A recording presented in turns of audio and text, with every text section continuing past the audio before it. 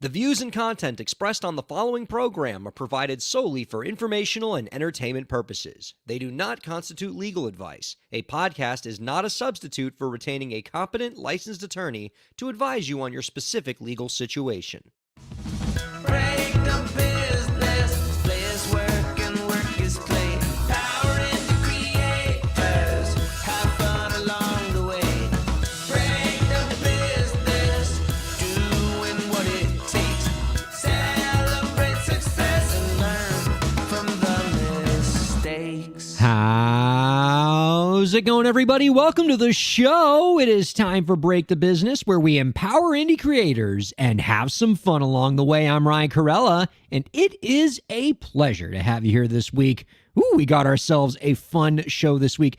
My favorite kind of shows, in case you're all wondering, viewers and listeners, are the ones where I know we have way more topics than we have time for.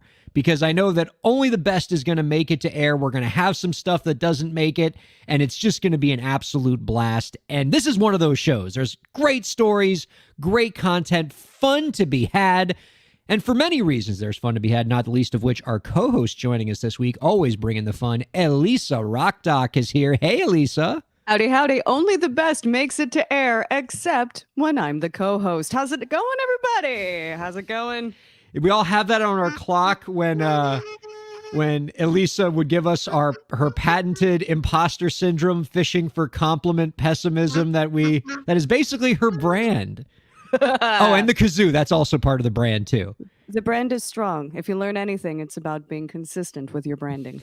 That's right. You know that no place else but Break the Business can you get Elisa within the first 5 seconds grossly underestimating herself as a creator and blowing into a kazoo. It's what the people want. It is this not artistry on display fully and completely? I have so many things I want to talk to you about. Oh, All yeah. right. In addition to the stories we got, in addition to the great guests we got, because we do have Charlotte Sands coming up after the commercial break. Tremendous indie pop artist out of Nashville, has some really important, powerful things to say about mental health. And really, in a lot of ways, she's kind of like if I was picking a fighting game and you were the character in that game, and then like somebody else picked you, and then like it was like the polar opposite of you. You know what I'm talking about? That's like what she is. Skin. I like exactly. She's the alternate skin of you, because whereas you have the fire engine red hair, she's got the electric blue hair. I like it. So I like it. You're going to get treated to that in the next segment with Charlotte Sands, really terrific musician that we're going to be interviewing. We got the AI Overlord's tip of the week. Oh. We're going to talk more if we got time, because again, we got ourselves quite a full dance card this evening. If we got time, we're going to talk a little bit more about the Ed Sheeran copyright case. Twitch has put out some new guidelines about branded content that are worth talking about. There's a lot going on. I also kind of want to talk to you about just like, I imagine like you got some thoughts on Eurovision, the new Zelda game, which I'm always forgetting the name of, like Tears of the Sun or Tears Breath of the of the Kingdom. Tears of the. Thank you. I mean, it's some.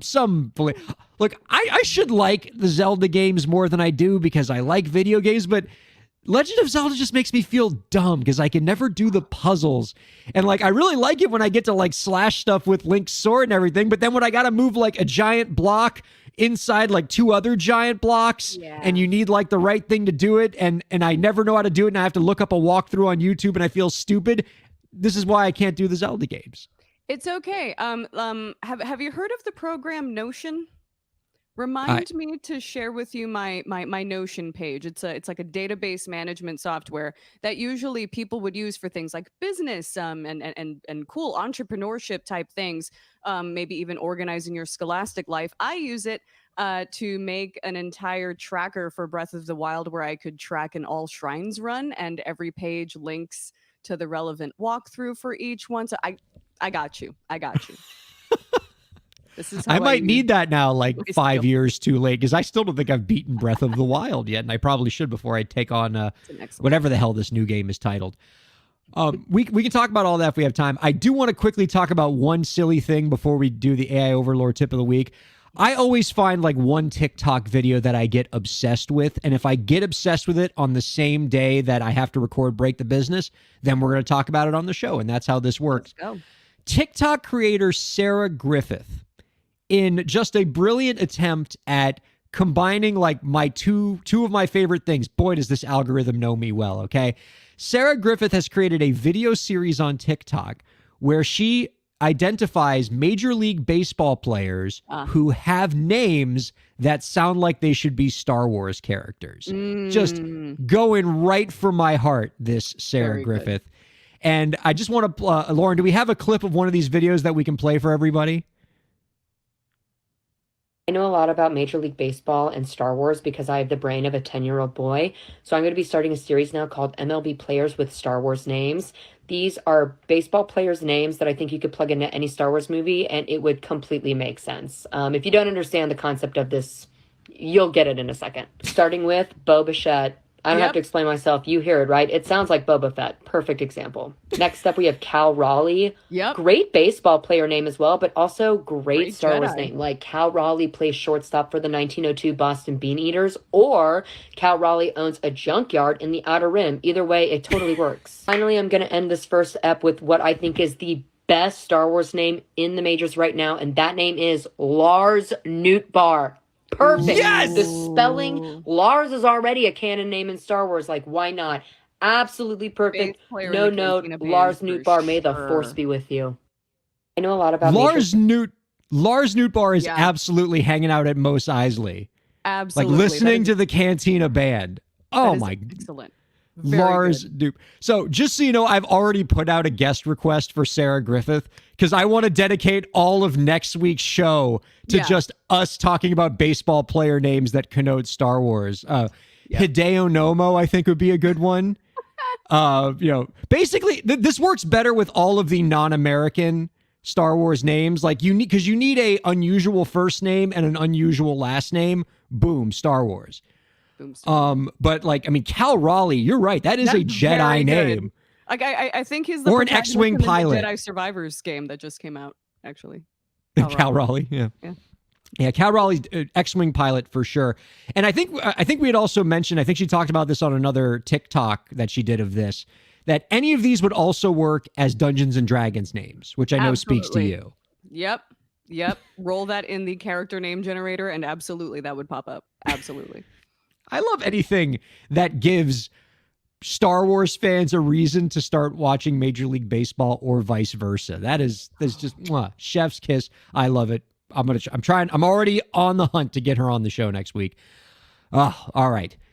Before, if we got time, I do want to talk to you about Eurovision because I'd love to get your thoughts on that. I know maybe you're following a couple countries. Maybe you've already picked a country that you're rooting for.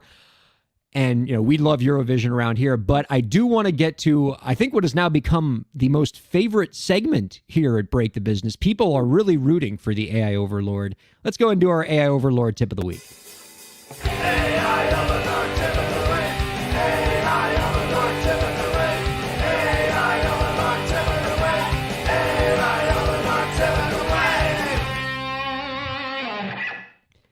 We have had a lot of fun. Great visual, just like you at the end of rocking out there. We've had a lot of fun the last few weeks, really having ChatGPT, our AI overlord, provide tips in increasingly unique ways. We've been on a Shakespeare kick the last few weeks, in which we actually did a Shakespearean play with Lauren, me, and Zach Sloan, playing characters in a Shakespearean play that was written by ChatGPT, giving advice about how to do well on TikTok.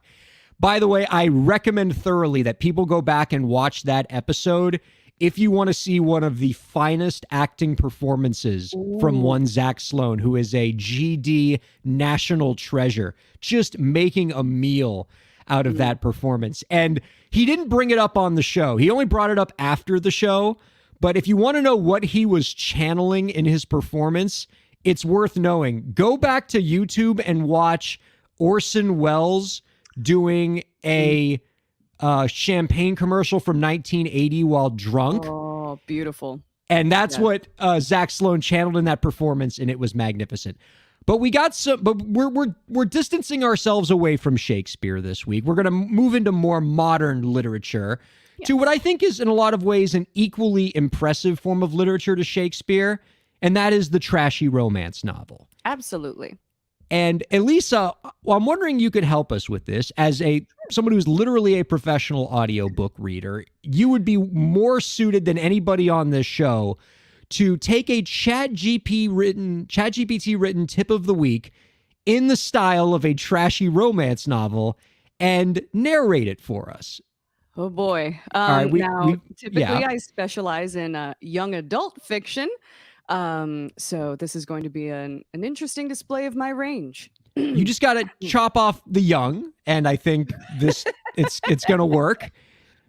I think Lawrence sent you the copy that we wanted you to read. Yes, I have mine. It is quite tawdry and trashy.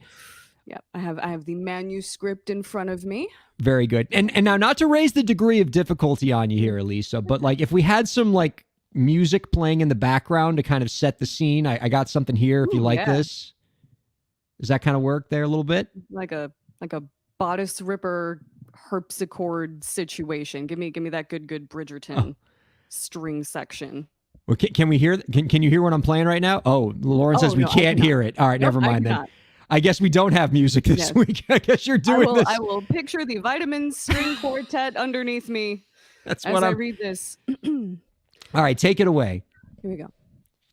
Beneath the sultry moonlight, the intoxicating scent of jasmine filled the air as the voluptuous Isabella found herself entwined in the sinewy embrace of the enigmatic and insatiable Dante. His chest heaved with each breath, and she could feel the heat emanating from his powerful body, igniting a fire within her own. As their lips met in a feverish kiss, Dante pulled away, his eyes burning with desire and a secret he needed to share. He looked deeply into Isabella's smoldering eyes, and his husky voice caressed her ears, sending shivers down her spine. My dearest Isabella, I must share with you a tip that will elevate your career as an indie creator to heights beyond your wildest fantasies. Isabella's pulse quickened as she listened intently to the mysterious Dante. Share this secret with me, and I shall be eternally grateful, she breathed, the anticipation building within her. My love, Dante whispered, his hot breath tickling her neck as he moved closer.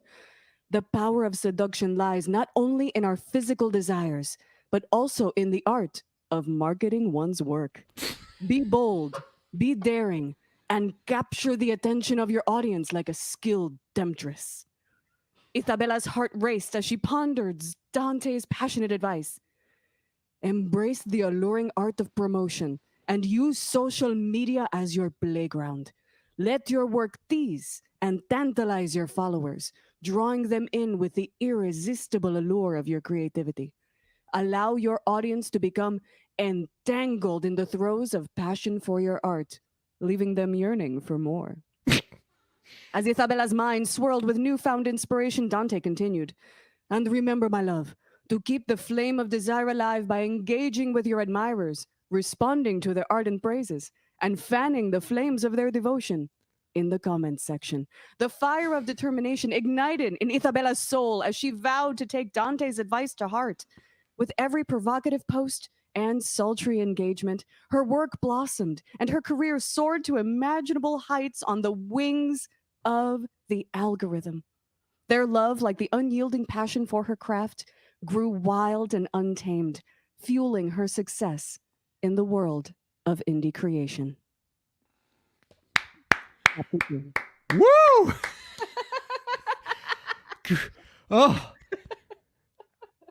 I don't know how you made that like passionate but also hilarious at the same time, but I can think of no more fitting endorsement of your skills as an audiobook narrator than what you just gave us all right now. That was tremendous.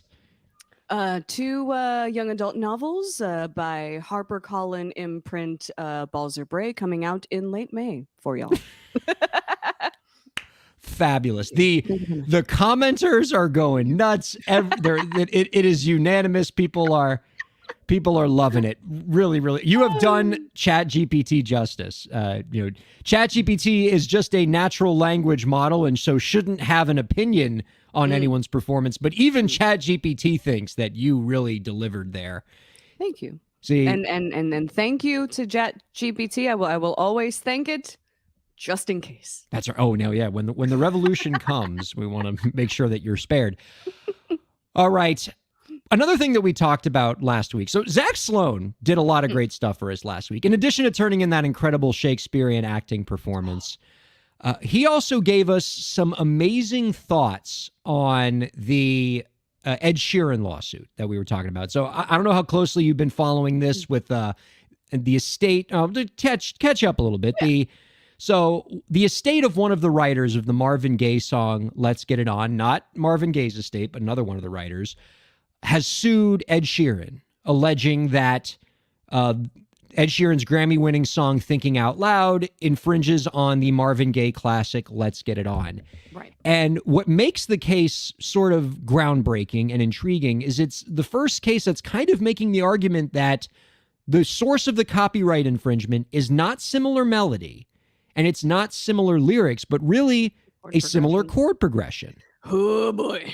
And as a songwriter, I imagine you are a little frightened of the idea of similar chord progressions being the basis for copyright infringement, because you know how many songs have similar chords. Yeah, it's I mean, I don't know. I don't want to necessarily like step on Zach's toes here necessarily with his thoughts, but like one of the biggest things is as I was reading, one of the pieces of evidence that is being submitted is a version of Thinking Out Loud that literally does seg into Let's Get It On as sort of a way of like, see, look how easy it does it. And I'm scared that we are losing one of the most delightful things. It's almost like a little bit of a card trick. It's a party trick. It's sleight of hand that like a musician can do to medley a song into another song and have the audience go, oh, that was seamless. Or, you know, the idea of the mashup and how popular those things are on TikTok, where it's like, hey, this thing that you didn't think was going to fit on top of this thing actually kind of fits. And it's because literally everything has already been written and we're just shuffling the same 26 letters of the alphabet, the same however many chords and notes, and creating new music. And I'm worried that we're losing medleys, y'all. We're losing medleys. I don't like it. I don't like it. And you know, chords are such a basic building block of music, right? If you're playing a song in a certain key, there's only so many chords that sound good in that key. And there's only so many sequences of those chords that sound pleasing to the ear. So if we're going to give one person a monopoly over a particular sequence, that can really hurt future songwriters. Especially when you consider that, like, we're as pop songwriters, which I would consider myself a pop songwriter, we're playing by the rules of the game. We're taking like the average of what we think would be appealing to an average ear, and a lot of those are going to sound like, you know, you're like 1-4-5 whatever the heck chord progressions that we have been familiar with, you know, since that structure has been popular in terms of like Western popular music. And that's part of what makes things like samples work really, really well in hip hop. And, you know, we're going to be losing like entire, like literally like entire recipes of entire genres of music if we're going. I was waiting for you to say we're losing recipes. You got so recipes. I knew that was coming. Well, and if it sounds like we're talking like the sky is falling, we're not the only ones who feel this way. There was a really powerful editorial in the Washington Post that came out, I think yesterday as we record this, by songwriter Elizabeth Nelson. And the headline of it, if you think we're being like dramatic and end of times in the way that we've talked about this, the headline of Elizabeth Nelson's article is literally, "The Ed Sheeran lawsuit is a threat to Western civilization." Damn. Seriously. And now, the reason why I mentioned Zach Sloan earlier, Elisa, is because this is going to be the ultimate great minds think alike moment. Lauren, could you show the clip of the article that I sent you? Because, you know, she kind of talks about some of the things that we were talking about. So this is from the article. Elizabeth Nelson says, quote, "In its simplest terms, a chord progression is a sequence of grouped notes arrayed in the chosen manner of a composer to create a melody. the scaffolding on which essentially all songs are built. To complete the metaphor, the lawsuit and its implications are the musical version of saying to a painter, you have to pay to use red. Someone else used it first. To which I submit, Pantone is literally making people do that. Yeah. I mean, we're kind of getting into that world.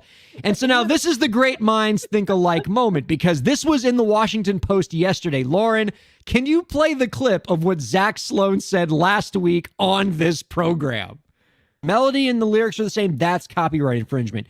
In no world would anybody think that chord progressions could give rise to copyright infringement, because there's only so many chords. If you play a song in a certain key, there's only so many chords that sound good in that key. And there's only so many sequences of chords that sound pleasing to the ear. So if we're going to give one artist a monopoly over a chord progression, to me, that is the same as giving a poet the exclusive rights over iambic pentameter. You know, and imagine if only Shakespeare could use iambic pentameter and we weren't able to do our ChatGPT performance just now, and how much worse off the world would be. Well, I think it's even bigger than that, right? I think it's more akin to saying only this painter can use red. Because these chord progressions are so common. In fact, I remember seeing an interview with Ed Sheeran where he basically said not only are almost all pop songs the same basic 4 chords, you can sing almost any pop song over the same basic 4 chords. And he proceeded to do it. Yeah. So now, I'm going to attribute that to either great minds think alike, you know, Elizabeth Nelson and Zach Sloan, or Elizabeth Nelson secretly a fan of Break the Business. You know, maybe checking out the show. But I see. But I mean, how about that though? I mean.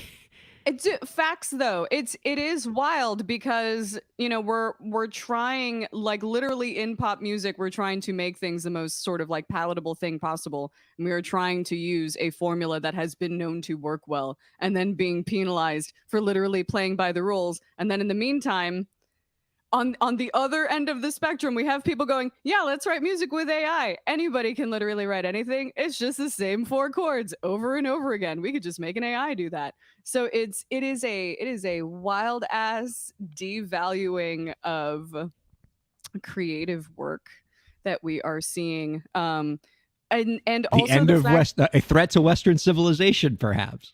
Yeah. You know, like devaluing the work of a creative until, you know, it comes time to actually produce something of quality.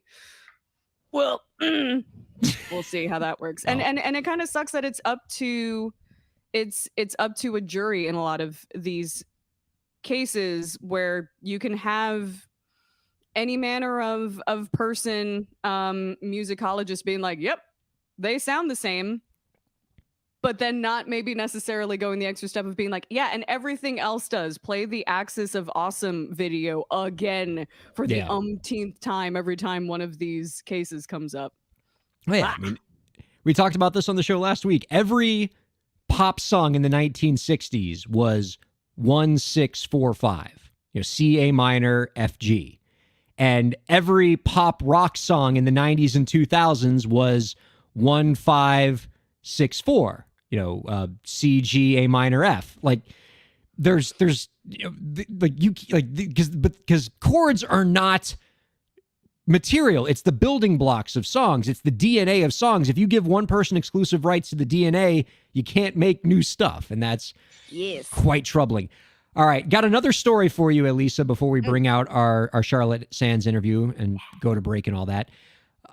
Turning our attention to Twitch, where I know a lot of people are watching this program right now. It's where you can find Elisa Rockdock doing some a wide range of things. Sometimes. And sometimes. We certainly, as soon as the semester's over and I finish grading all these papers, I will be back on Twitch. God, that's echo, ditto, yes. The real talk. So Twitch announced recently on May 2nd that they're adding a feature that's going to allow creators to easily identify whether their streams include sponsored content or content that includes endorsement or product where a creator has a material connection with the brand. This rollout follows YouTube rolling out a similar feature recently. And so the way it works is going to work now with Twitch is now with a simple checkbox, creators on Twitch by checking the box will have a little icon that appears on their screen that tells their viewers that they're watching branded content. The icon will appear for about 5 seconds when a viewer joins, and then it goes away.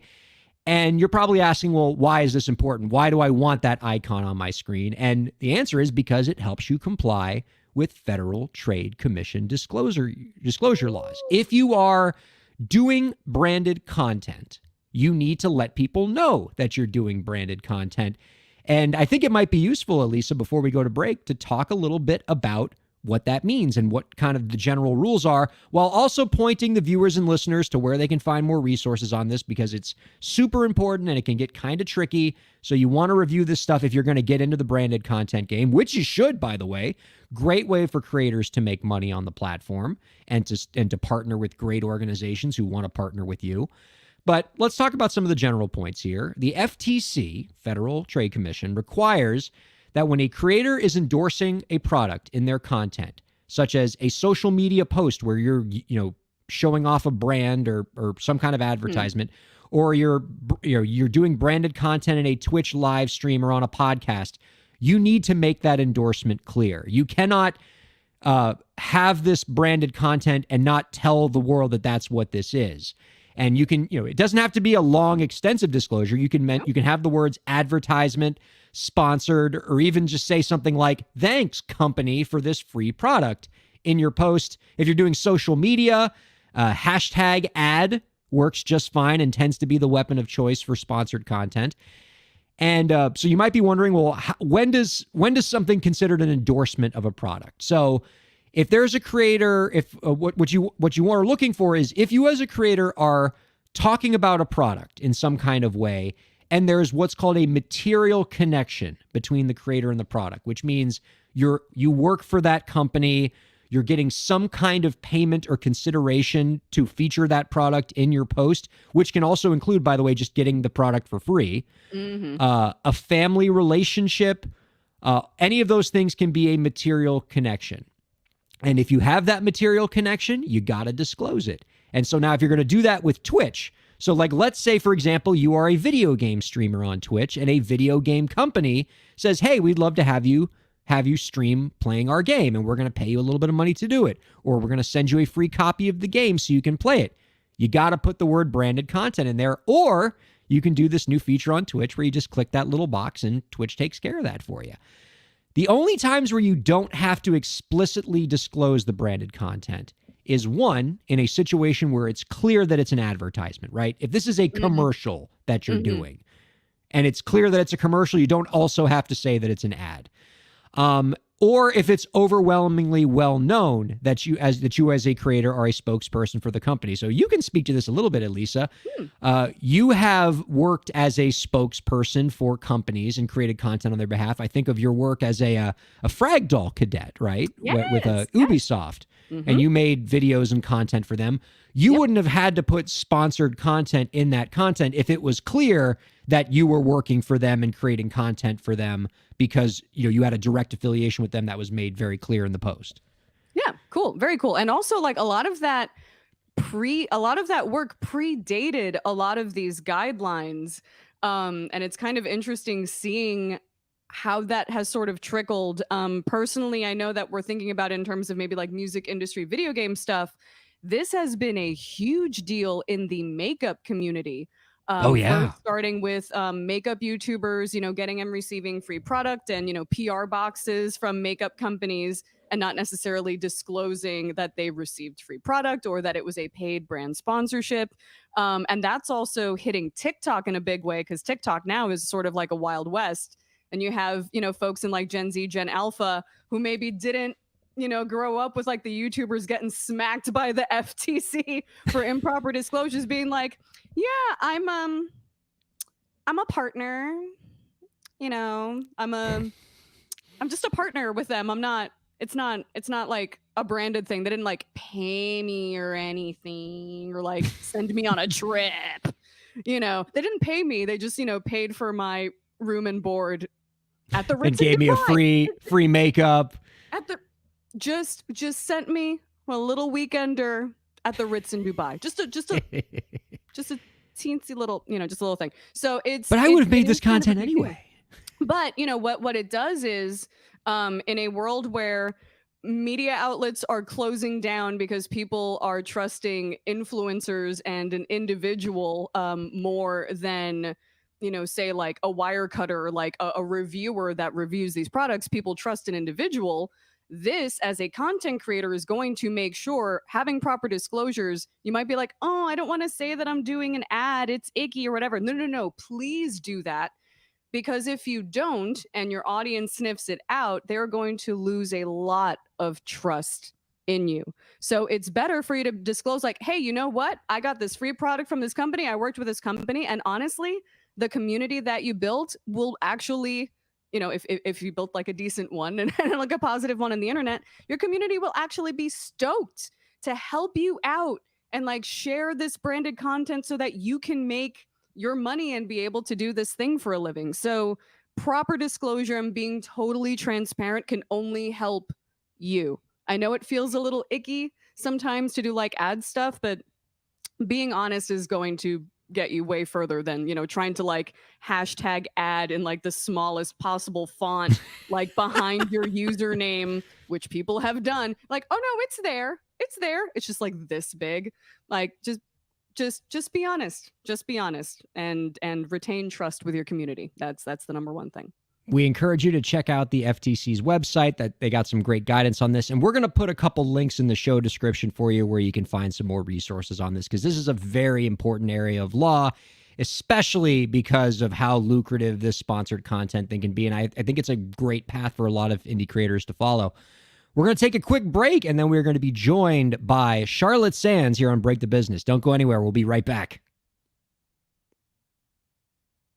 Ryan Kairalla here. I hope you're enjoying the show, and I hope that you're getting a lot out of it. I do what I do because I care about creators like you. A lot. I've dedicated my career to helping creative professionals, entrepreneurs, and organizations move forward.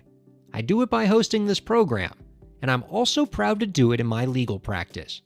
If you're a creative professional looking for solutions-oriented legal services to help you further your goals, I'd love to help. My firm RKPA does contracts, commercial law, copyright, trademark, and more. Visit rkpalaw.com to learn more. That's rkpalaw.com. Ryan A. Kairalla, PA, Miami, Florida.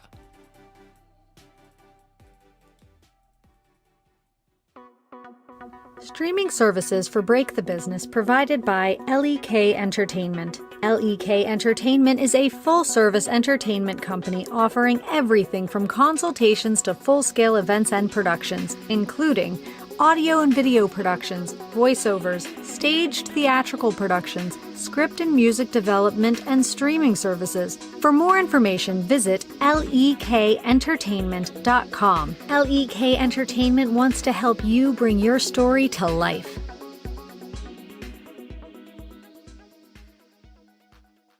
Thanks for supporting Break the Business. If you have a question or topic that you want us to discuss, email us at breakthebusiness@gmail.com. You can follow the host, that's me, on Twitter at Ryan Kair, and you can follow the show at the BTB Podcast. Be sure to subscribe to the show on Twitch, YouTube, and Facebook, and on all major podcast platforms. And now, let's get back to the show. Welcome back to Break the Business, everybody. Our guest this week is a Nashville-based indie pop artist who has been dubbed pop music's secret weapon by Alt Press.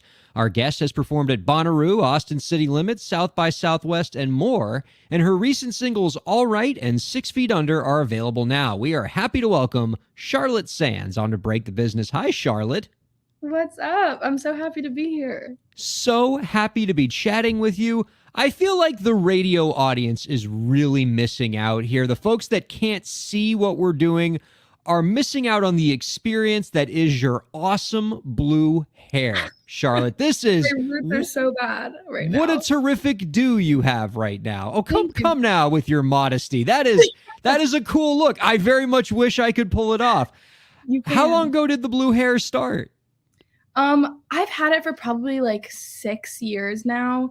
I I tried every color when I was like in middle school, and I just like always dyed my hair. And then for some reason, my mom was like, "You should try blue," and I was like, "Mom, you don't know what's cool. Like why would I do what you tell me to do?" And then I did dye it blue, and it's been blue ever since. So And it looks your parents are correct. amazing. Thank Because you. it's so much. it's like an electric blue, which looks super cool. And It feels it like my natural hair color at this point. absolutely. I mean, you're a natural blue head, obviously. Thank you. So I'm kind of just gotten obsessed with your biography. I read your bio, and a lot of it just screams like the awesome music story. I'm going to read a direct quote from your bio because I don't want to paraphrase it and not do it justice by wording it perfectly, okay? You're good. This is from your own biography. At 18, she stole her mom's car, found a roommate on Craigslist, and left her home in Hopkinton, Massachusetts for Nashville, Tennessee, with a plan to take a year off before attending Berklee College of Music. She never went back.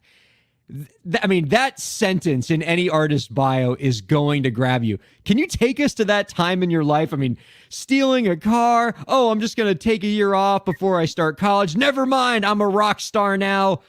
Take us to that point in your life. Yeah, I mean, honestly, I grew up in Massachusetts, and I'm really lucky because I wish I could have like this story that was like, and not like, I just wish that I was like, it was more interesting in the sense of my parents didn't believe in me and they wanted me to go to college. But honestly, I've had such supportive family members, and my family always knew that the second I was able to leave, I was going to be out of there so fast.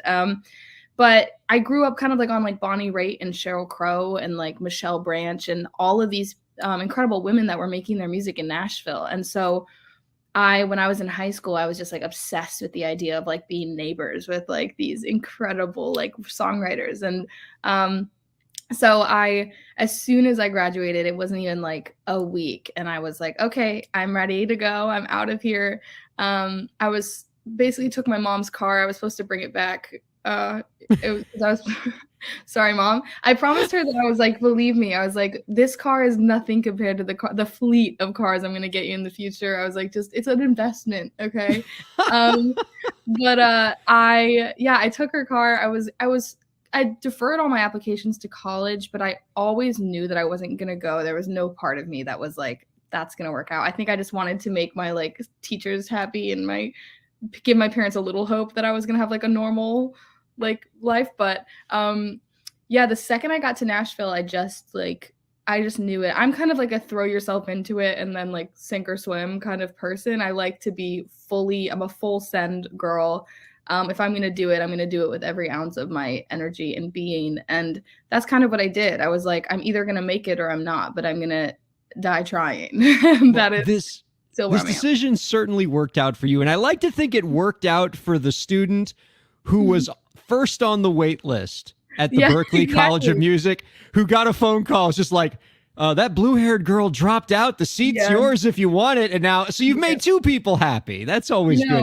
And it's super funny. Like the funniest thing to me is like I'll play college shows, and there's like a few colleges that I got like rejected from, and I'll like go back now and like play these shows at these colleges and be like, I was supposed to be attending this school with you guys. It's so funny, but it's just so weird to see where my life would have been in so many ways versus where it is now, and for better or for worse. Well, let me ask you more about that decision to forego college. We're going to go off the board a little bit, but it's a topic we've talked about on this show, and we'll call it a piece of advice, but a thought that I've had on this program, because we actually had a listener ask a question a few weeks ago about, should I go to college or should I, go into my music career? Because I think that's what my passion is.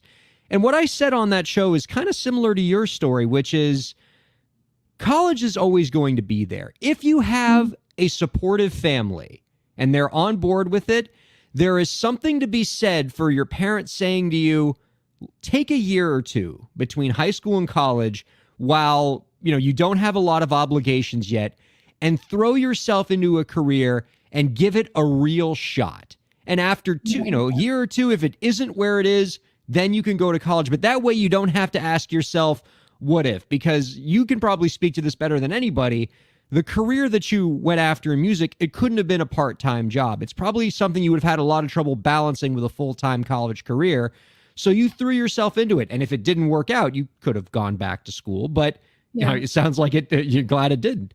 Well, honestly, I think so much of it, not even for me as much as like being nervous about like the time and not being able to put enough into it. I think my opinion was always, if I have one foot in each door, I'm not fully committed to either path. So it's like I'm not fully committed to going to college, where I'm not like invested in that like path and that place, that I'm kind of like like that's not really good either, like for what that's part of me. And so I think I've always realized that I was like, I think sometimes just it's better to just completely jump. When you have a backup plan and you have a safety net, no matter what, your subconscious is always like, at least we have something to fall back on. But the second you don't have that anymore, your body and I feel like your mind is like, this is it. So we have to make it work. And you go into like the survival mode of like, you have to make it happen. Like you have no other option. And I think for me, and to be completely honest, like the first few months that I was living alone in Nashville were like the hardest months of my entire life. I called my mom every day crying. I booked flights home almost every day. Like gosh. It was miserable. But I remember my mom saying to me, I called her one day and she was like, you have to give it 3 months before I'll let you back into this house. And she said it was the hardest thing she's ever had to say to me. But she was like, I knew that if you came back, you would have regretted it. And I knew if you stayed for 3 months, you would have like created a life there and been able to like stick it out. And I think just being able to give something 3 months of like, I have to make this work no matter what, completely changed the entire projection of my life. Because if I didn't, I would have kind of given up. I would have been like, well, I shot my chance, but I always had a backup plan. So it's not actually shooting your shot when you know that you have something to fall back on. And so I think my recommendation would be, I think everybody should take a gap year. I think everyone, even if you want to be a lawyer, I think you should take a gap year. I think having a year of just like self-discovery without anybody's criticism or like judgment of what path you should take and being able to just like exist in the world is so important. What I wanted in the year I graduated high school versus what I wanted and knew I was capable of 1 year after that was completely different, just by being an adult in the world. And so, yeah, I would say that like everyone just take a gap year, throw yourself into it as if you have no other path and as if you have no other option, and fully commit to that path and that identity. And then like, I think that's the only way to like really find out if that's something you want to do or if it's something you're like capable of doing. You just have to commit. Yeah. A few thoughts come to mind there. One is the immortal words of Ron Swanson from Parks and Recreation, which is, don't half-ass two things, whole-ass one thing. And yes, you know, you could have half-assed music and college at the same time, but you realized you would get more success by whole-assing your music career and finding the success there. Secondly, and of equal importance, your mom sounds really cool, Charlotte Sands. I hope you appreciate that she's like the coolest lady we've ever heard. Yeah, she great. really is. I can't imagine saying that to somebody and being like, she literally said that she hung up the phone and just like cried and was just like, oh my God, am I a bad mom? And I was like, no, she's like solely responsible for like so much of like me being able to do. There are so many parents that would have been like, I told you that wouldn't have worked, or like all that stuff. And that was never the case for me. Like, and I'm so grateful. I'm so grateful for my parents. Yeah. I have the best parents ever. And what a tremendous journey it has been for you. And you were talking a little bit earlier in your story there about how tough those, first 3 months in Nashville were. And I know you've had a fair share of struggles with mental health in your career, which I'm happy to talk to you about only because that's a pretty common journey for many independent creators. I don't know if it's something about being a creative person and just being wired as a creative that I think puts folks in your line of work at a particularly high risk of mental health issues, but it's something you struggle with. You have a couple new singles out right now that are both kind of stories about your journey with mental health. Can you talk a little bit about that journey? Yeah, absolutely. I mean, I think it's really interesting. I think when you're like in high school and you're growing up, there's all this stuff going on. There's so many emotions in this like journey that you're going through. But then I think when you also add in additional like attention that you get from social media or that you get from like performing live, and then you add in like the like the constant like need to create and feel like people are depending on you creating art, which is just like something that's not a natural, like art is like this is like a weird thing that nobody can explain. I don't know how to be creative or when it comes or when it goes. It's just something that's like when it works, and when it doesn't, it doesn't. So it's like it's not really something you have control over. And so it's like I feel like for a really long time I've just been this like melting pot of like really weird life experiences. And I think especially for creatives, like your entire life being dependent on this thing that you can't really explain how you do it or like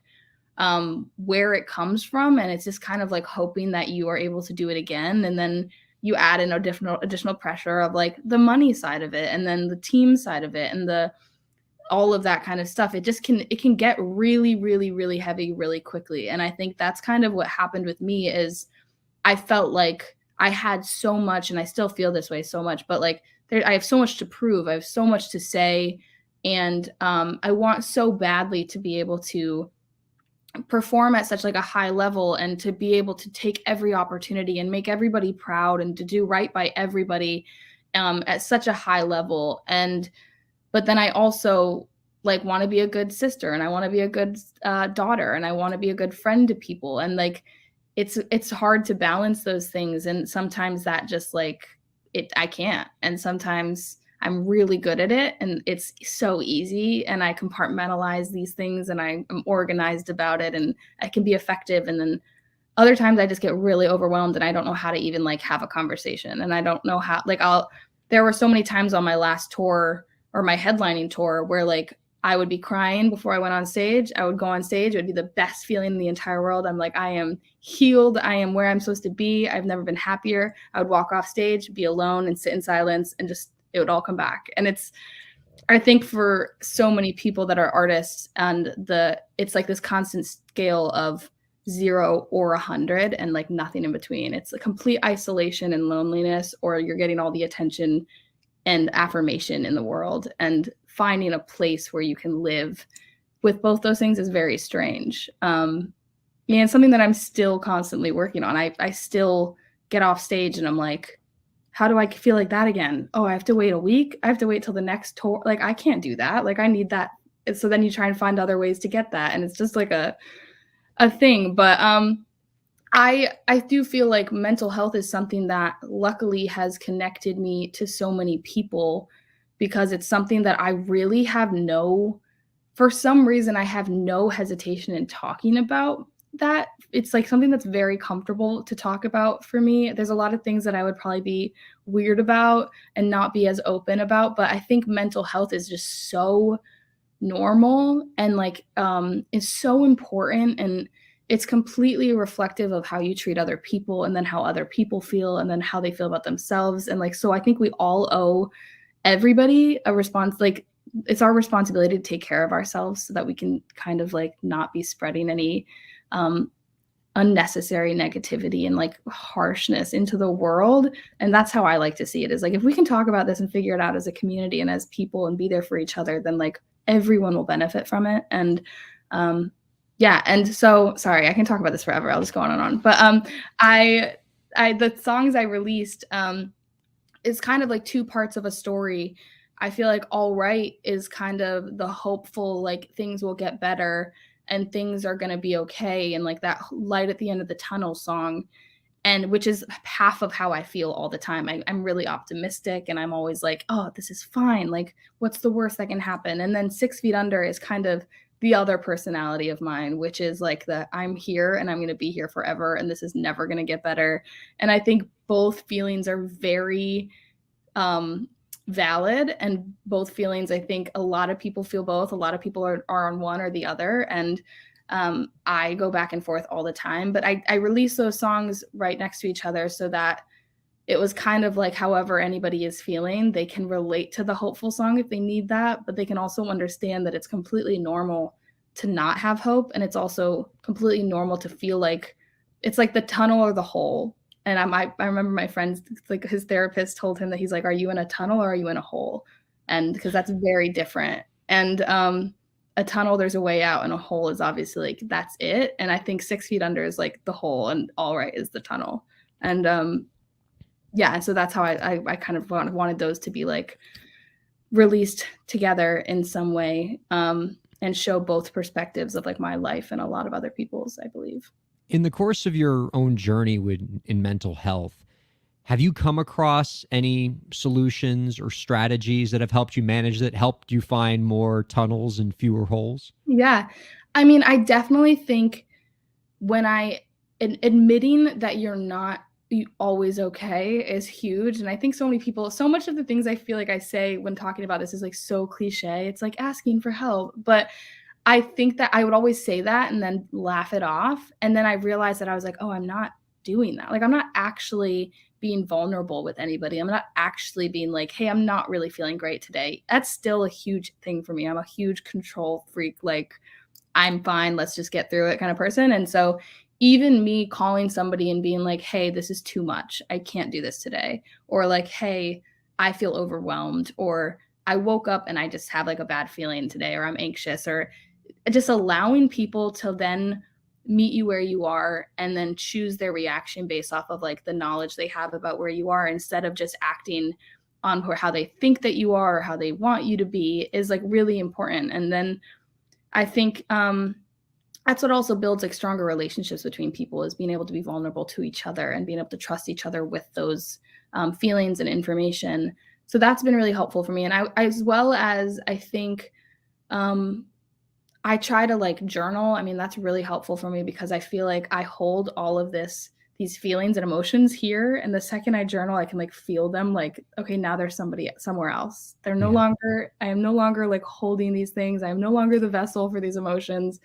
They can live on this piece of paper and they still exist, but they're not in my body anymore. And I feel like that's really helpful for me. And yeah, I think that giving yourself a break and just being easy, therapy is really important. I'm still doing a partnership with BetterHelp right now to give away a month of free therapy. Yeah, I wanted to talk to you about that because as you are on your own journey in mental health, you are serious about helping your fans, your supporters on their journey as well. And you've partnered with the platform BetterHealth to provide your fans with a month of free therapy. Did I read that right? Yeah. So if you just have to go to betterhelp.com/Charlotte Sands and you get a month of free therapy.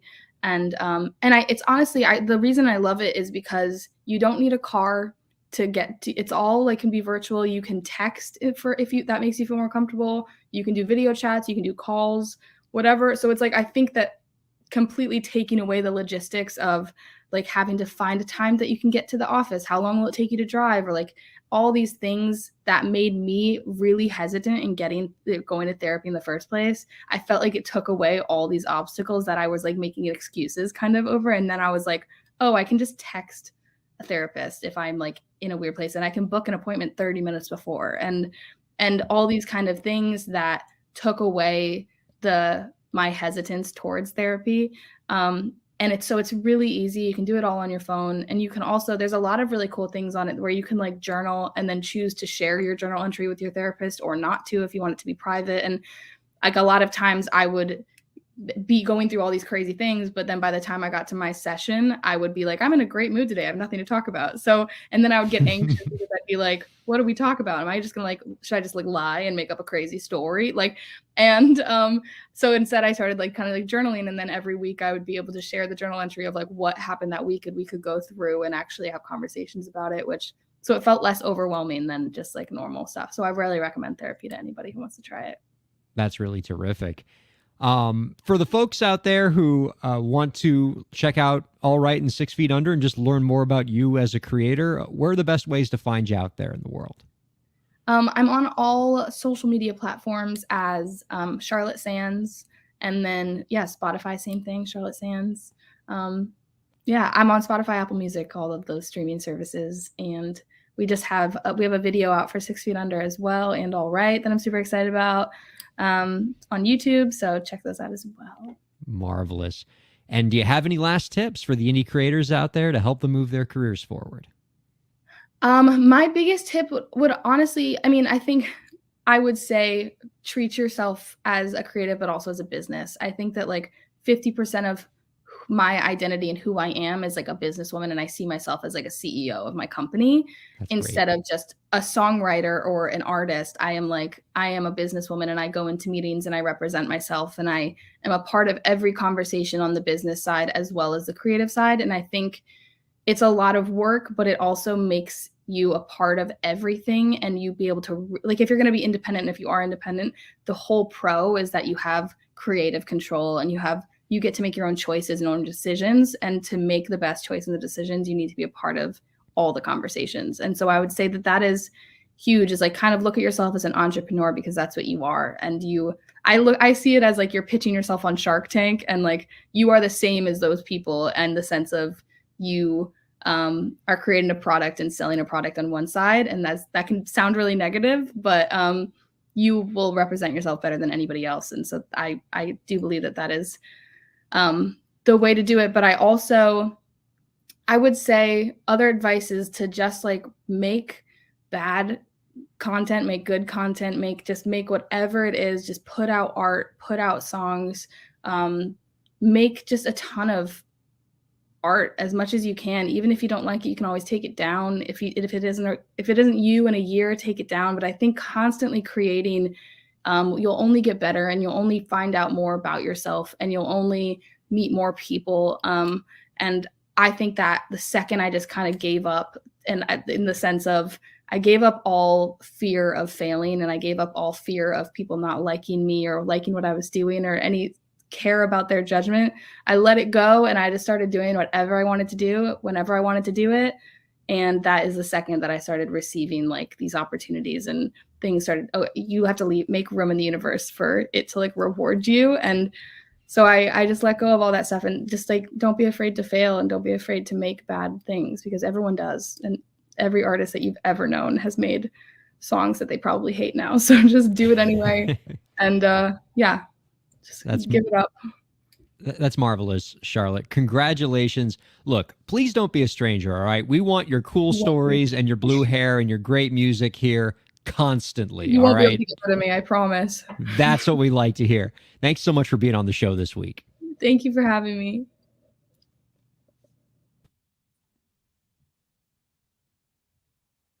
Our thanks to Charlotte Sands for joining us in that segment.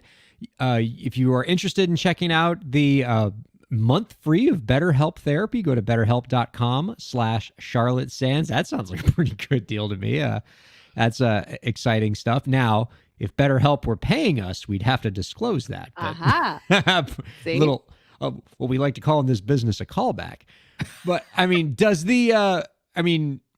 I got to say, Lisa, I really value an artist who can talk that openly about mental health and what it means to them and their struggles with it. I feel like there's such a strong incentive to not be authentic about that, to make it seem, to only show your best self, quote unquote, on social media and things like that, that when an artist can be honest with that and make it a part of who they are and to allow fans in on that journey, it's so refreshing. It is. And especially because it makes you think that you're not alone. And even especially as an artist, like sharing that with the community, not so much in a like, kind of like parasocial, celebrities, they're just like us kind of way.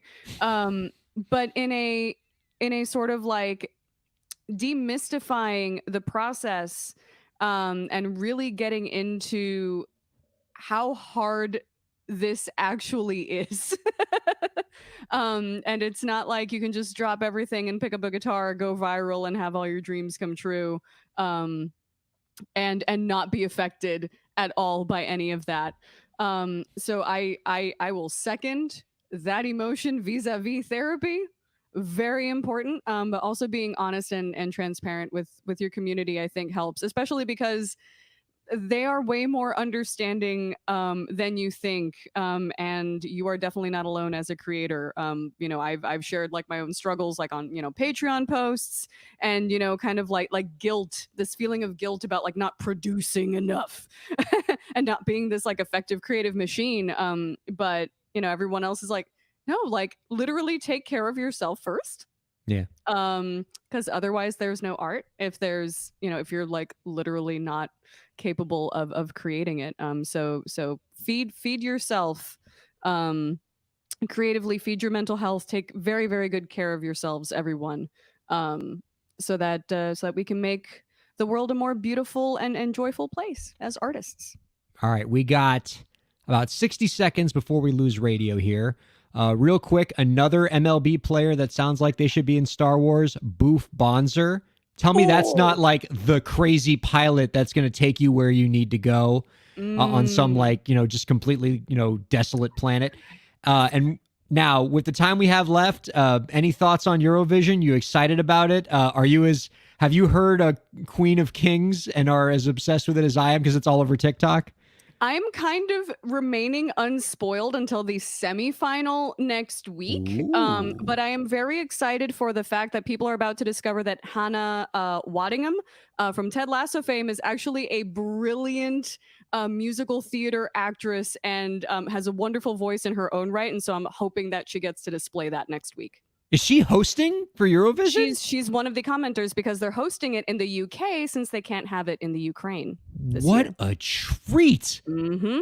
She was the original Lady of the Lake in Spamalot on the West End. Well, that doesn't surprise me because any watcher of Ted Lasso knows that girl can sing. Yep. Holy crap. You know they're going to have her sing something at Eurovision. So. They're not going to let that go to waste. I sure hope so. It's going to be a campy treat. Whatever you got going on. It's gonna be so good. As if I wasn't excited enough for this. Thank you for sharing that wonderful nugget with me, Elisa. My thanks to you. Our thanks to Charlotte Sands, producer Lauren, and all the viewers and listeners for checking out Break the Business. We love you so much, and we'll see you next week. See?